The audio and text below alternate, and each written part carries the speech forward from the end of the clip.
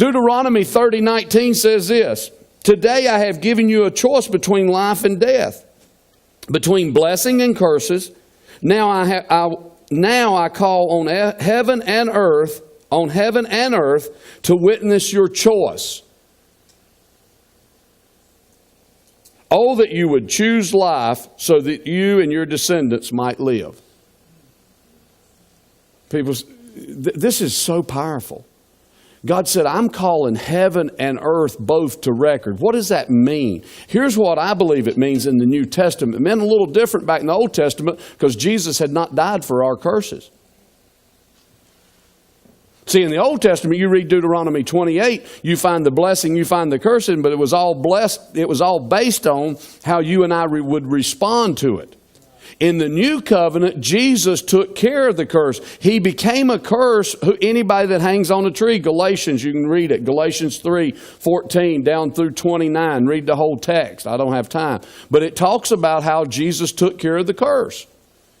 So what does this mean to us today? It simply means this. We still have to speak out what He's done. What does speaking do? It says you believe it. Listen to this.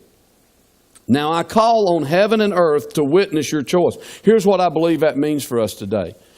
When you and I speak, well, first of all, understand this. The world we live in is cursed. It was cursed in the garden.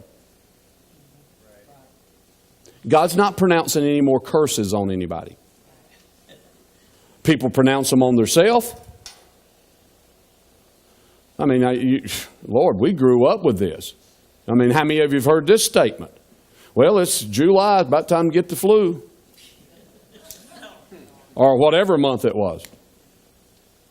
I mean, I've had people over the years to try to put that on us as a church. Well, it's summer, you know, tithes and offering. No, I don't know that. Don't want to know that.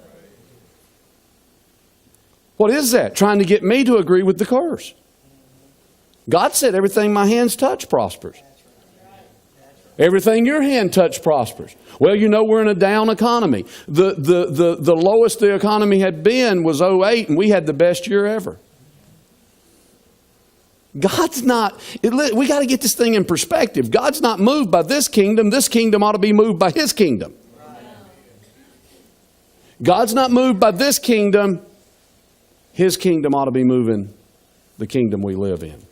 He's calling heaven and earth. So what is it saying? When you speak what heaven speaks, you get what heaven has. When you speak what earth offers, you get what earth has. You speak the curse. Here's the point. God set it in motion. He's not going to change the way it functions. It's not like you're watching a ball game and then all of a sudden they start changing the rules on the field. Life don't work that way. God prescribed this is how you live it, this is how it works, and it'll work if you'll work it.